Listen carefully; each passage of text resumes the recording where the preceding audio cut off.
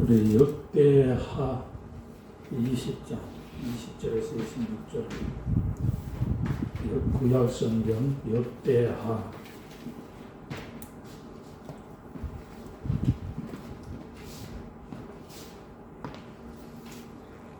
이에 백성들이 아침에 일찍 일어나서 더러하러 들로 나가니라. 나갈 때에 여호사밧이 서서 이르되 유다와 예루살렘 주민들아 내 말은 들으시라. 너희는 너희 하나님 여호와를 신뢰하라. 그리하면 견고히 서리라. 그의 선지자들을 신뢰하라. 그리하면 형통하리라 하고 백성과 더불어 언언하고 노래하는 자들을 택하여 거룩한 예복을 입히고 군대 앞에서 행진하며 여호와를 찬송하여 이르기를 여호와께 감사하세 그의 인자하심이 영원하도다 하게 하였더니 그 노래와 찬송이 시작될 때 여호와께서 복병을 두어 유다를 치러 온 암몬 자손과 모압과 세일산 주민들을 치게 하심으로 그들이 패하였으니 곧 암몬과 모압 자손이 일어나 세일산 주민들을 쳐서 진멸하고 세일 주민들을 멸한 후에는 그들이 서로 쳐 죽였더라. 유다 사람이 덜 망대에 이르러 그 무리를 본 적 땅에 엎드려진 시체들 뿐이요 한 사람도 피한 자가 없는지라. 여호사밧과 그의 백성이 가서 적군의 물건을 탈취할세 본적 그 가운데에 재물과 어복과 보물이 많이 있으므로 각기 탈취하는데 그 물건이 너무 많아 능히 가져갈 수 없을 만큼 많으므로 사흘 동안에 거두어들이고 넷째 날에 무리가 브라가 골짜기에 모여서 거기서 여호와를 송축한지라. 그러므로 오늘까지 그곳을 브라가 골짜기라 일컫더라. 아멘. 오늘 본문의 말씀을 가지고 하나님께 예배드리고 찬양하는 사람들 이런 제목으로 나누도록 하겠습니다. 따라하겠습니다. 하나님께 예배드리고 찬양하는 사람들. 우리 인생의 목적이 뭐냐 하면은 성경은 이렇게 말하고 있습니다. 우리 믿는 사람들은 하나님께 영광 돌리는 것이 우리 인생의 목적이라고 말하고 있습니다. 그러면 우리가 하나님께 영광을 돌리는데 무엇으로 영광을 돌릴 수 있습니까? 성경 이사야서 43장 21절에 통해 가지고 하나님께 영광 돌릴 수 있는 것을 말씀해 주고 있습니다. 그것이 바로 하나님께 예배하고 찬송하는 것이라고 말하고 있습니다. 이 백성은 내가 나를 위하여 지었나니 찬송을 부르게 하려 함이니라. 그래서 우리 인생을 지으신 하나님은 찬송을 받으시기 위해서 우리를 지었다고 이렇게 말하고 있습니다. 그런데 이 마귀는 하나님을 향해 찬송하는 것을 방해하고 있습니다. 그래서 예배도 못 드리게 하고 찬송도 못 하도록 만듭니다. 그래서 우리를 끊임없이 우리에게 탐욕스러운 마음을 주어서 원망하고 불평하게 합니다. 그래서 원망하고 불평하는 마음은 하나님께 감사도 할 수 없고 찬양도 할 수가 없습니다. 그래서 마음과 입술을 강팍하게 만들어 가지고 찬양하지 감사하지 못하도록 예배드리지 못하도록 마귀는 해방을 늘 하고 있습니다. 그래서 어떤 사람이 참 그리스도인이냐 하면은 감사하고 찬양하는 사람입니다. 이런 사람이 진정한 성도라고 할 수가 있습니다. 좋을 때만이 아니라 고통 속에서도 어려울 때도 하나님을 예배하고 찬양하는 사람들입니다. 오늘 우리 본문의 내용은 위기를 앞둔 유다의 여호사밧 왕과 백성들이 하나님 앞에 기도와 찬송을 통하여서 큰 승리를 거두었다는 그런 내용입니다. 당시에 모압과 암몬, 에돔 세 나라의 연합군이 팔레스타인 땅에서 이스라엘을 아주 쫓아버리려고 막강한 군사력을 동원해서 쳐들어왔습니다. 이때 여호사밧 왕은 머리를 땅에 대고 백성들은 몸을 굽혀 하나님께 경배하면서 본문 12절에 우리를 치러 오는 이 큰 무리를 우리가 대적할 능력이 없고 어떻게 할 줄도 알지 못하고 오직 주만 바라보나이다 라고 기도를 했습니다. 한 나라도 아니고 세 나라가 연합을 해서 쳐들어오니까 여호사밧 왕은 도저히 싸워가지고는 이길 수가 없습니다.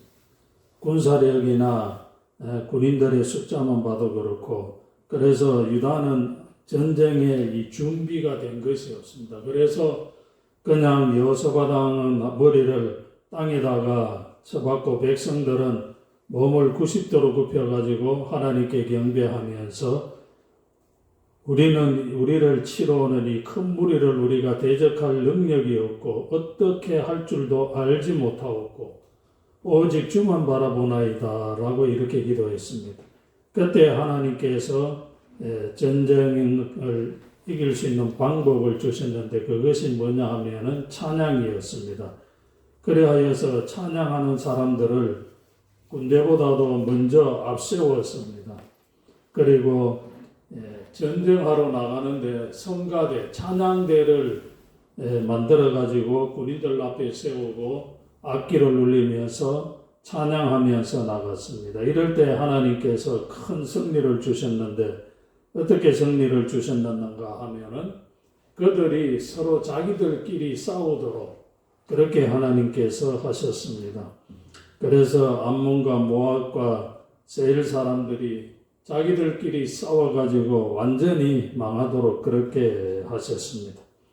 그래서 오늘날 우리도 대적 원수 사탄 마귀들과 싸워가지고 승리할 수 있는 사람들은 찬양하는 사람들이, 하나님을 예배하고 기도하면서 찬양하는 사람들이 승리할 수 있는 줄 믿으시기를 바라겠습니다.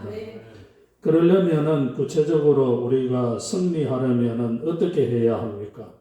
첫째는 하나님을 신뢰해야 합니다. 1967년도에 아랍의 연합군, 이집트와 요르단과 시리아와 레바논이 이스라엘과 전쟁을 하기 위해 가지고 연합군을 구성해서 쳐들어왔습니다. 이럴 때 세계 언론들은 이 전쟁으로 이제 이스라엘은 완전히 망한다고 그렇게 막 뉴스들을 내보냈습니다. 왜냐하면 군사력이나 인구나 숫자나 그리고 전쟁을 수행할 수 있는 경제력이 있어가지고 이스라엘은 준비가 안 됐다는 겁니다. 그런데 이집트나 요르단, 시리아, 레바논은 이 석유를 팔아가지고 엄청난 부를 축적하고 그리고 무기들을 사들여가지고 만만의 준비를 했습니다. 그렇게 해가지고 쳐들어왔습니다. 그래서 여기에 비해서 이스라엘은 아랍연합군에 비교될 수가 없었습니다. 너무나도 이거는 뭐 전쟁이 해보나 마나 완패하기 딱 그런 이었습니다. 그러나 전쟁 초 이스라엘은 우리는 공개할 수 없는 최신 무기를 가지고 있다. 우리는 그 무기 때문에 반드시 이 전쟁에서 이길 것이다 라고 전 세계 언론들에다가 그렇게 장담을 했습니다. 그러니까 전 세계 각국의 군사 전문가들과 미국의 정보당국은 극비리에 그 신무기가 어떤 무기인지 그 정체를 밝히기 위해서 나섰지만은 어느 정보기관도 그 최신 병기의 실체를 밝히지 못했다고 합니다.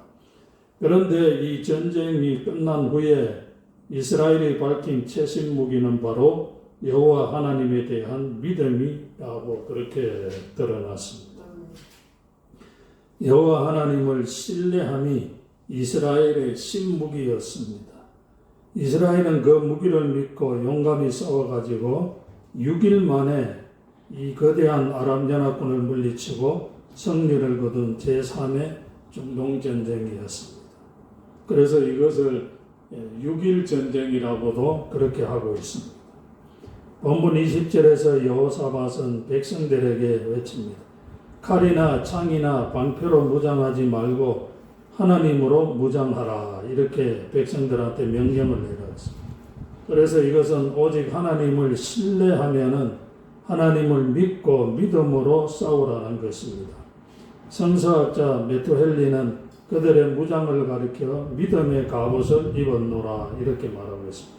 여기에서 하나님을 신뢰한다는 말은 하나님께 모든 것을 전적으로 맡기는 것을 말하고 있습니다. 국가도 각자 생명을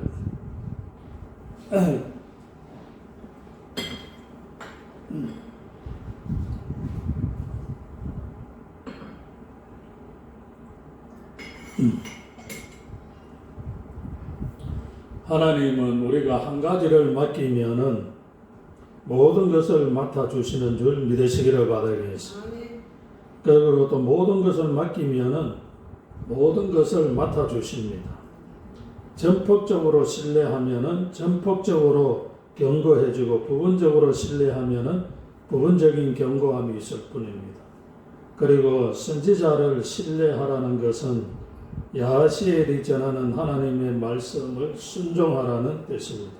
선지자를 신뢰하면 형통하리라고 말씀하고 있습니다. 여호사밧과 유다민족의 무기는 하나님을 신뢰하는 믿음이었습니다.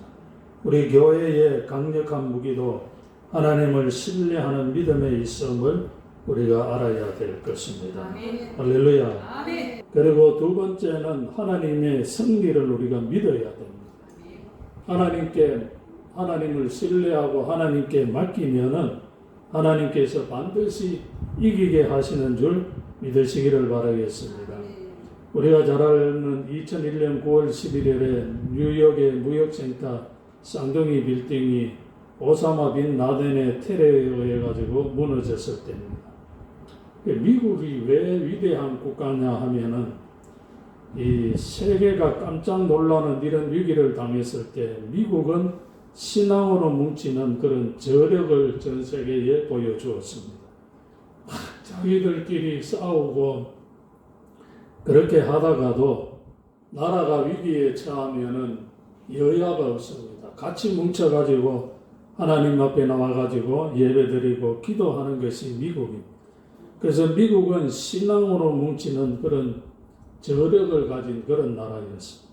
미국의 교회마다 예배 부흥이 일어났다고 합니다. 찬송의 힘과 능력이 있었습니다. 그들은 나약한 찬송을 부르는 것이 아니라 우리가 잘 아는 영광 영광 할렐루야 영광 영광 할렐루야 이 찬송을 계속 부르는 이번에 그 트럼프 대통령 취임식 때도 백악관에도 이 찬양대회가 나와가지고 영광 영광 할렐루야 영광 영광 할렐루야 곧 승리하리라 이렇게 불렀습니다. 백악관에서 찬송의 소리가 들려왔습니다. 그래서 미국의 전 국민들이 일어서서 손을 높이 들고 찬송하면서 마음을 모았습니다. 미국 전 방송은 대형 교회들의 기도와 찬양 집회를 중계를 했습니다. 미국은 테러 때문에 혼돈하고 불안하기보다 오히려 신앙으로 뭉치게 되었습니다. 결국 미국은 하나님의 승리를 보게 되었습니다. 나라가 국가가 위기에 처했을 때 우리 한국에서도 역사적으로 보면은 교회가 일어나서 성도들이 뭉쳐가지고 철학기도 하고 금식기도 하고 그렇게 해서 국가의 위기를 극복해 나왔는 줄 믿으시기를 바라겠습니다.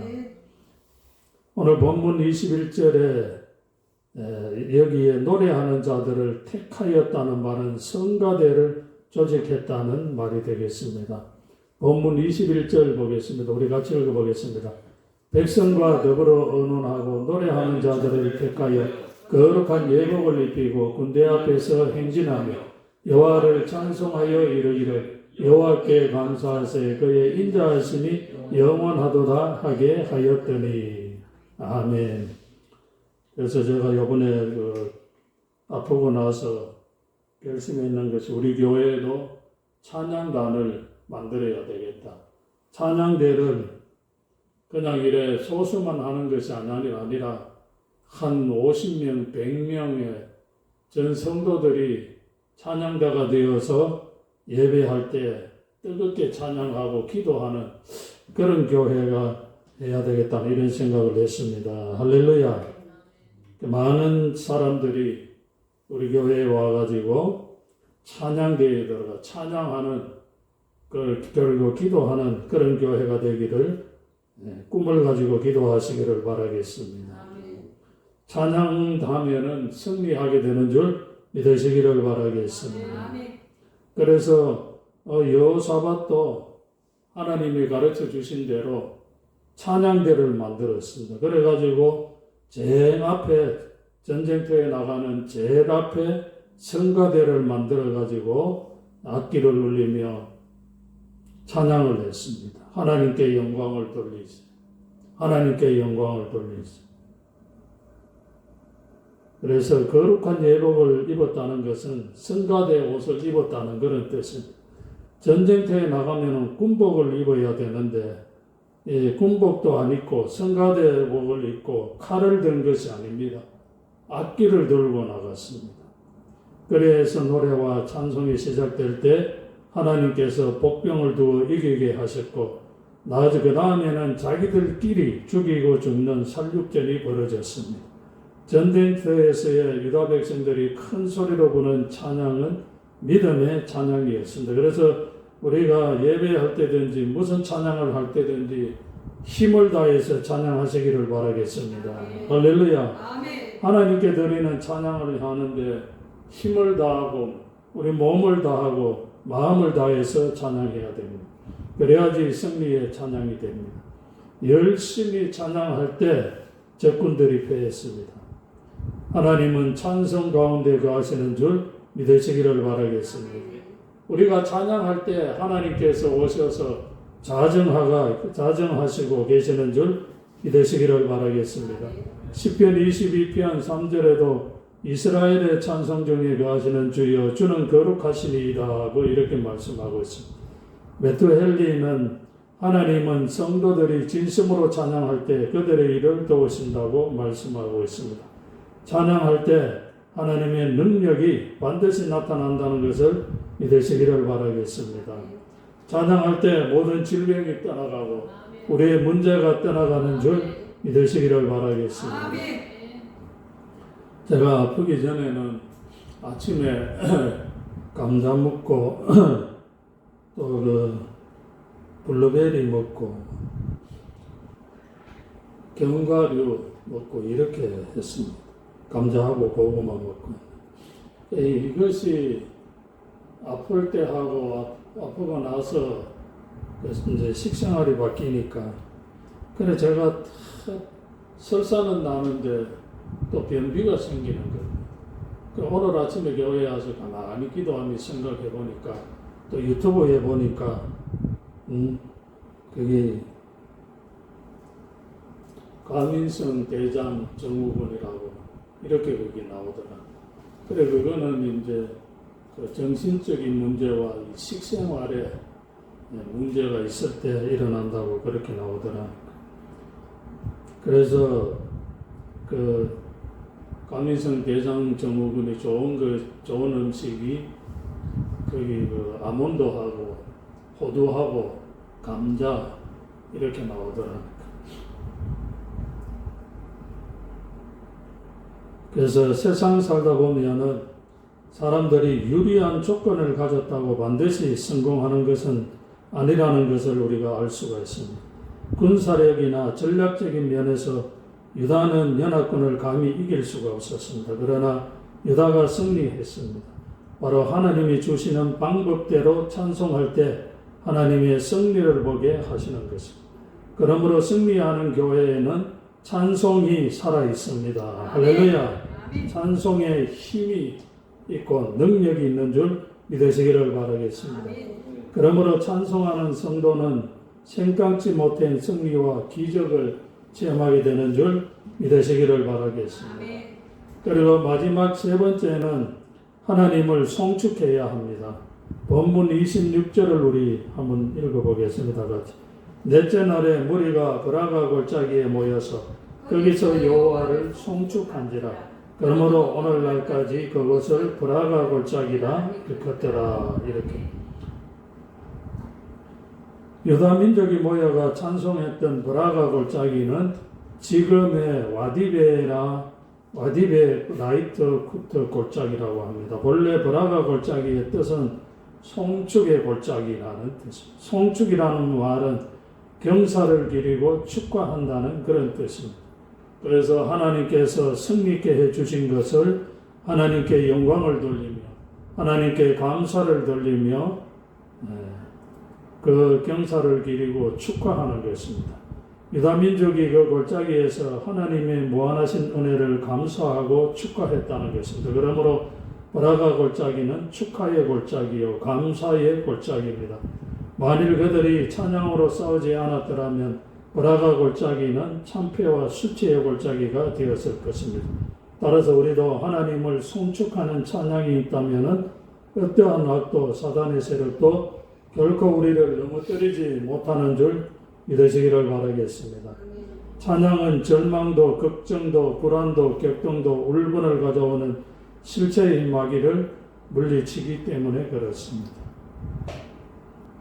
세계에서 가장 작은 나라가 모나코 국가입니다. 프랑스 옆에 있습니다. 이 나라는 국민 교향악단의 숫자가 85명이고 군인의 숫자는 82명이라고 합니다. 그래서 군인의 수보다 교향악단의 수가 더 많다고 합니다. 우리 교회도 찬양하는 성도들이 많아지기를 원합니다. 할렐루야.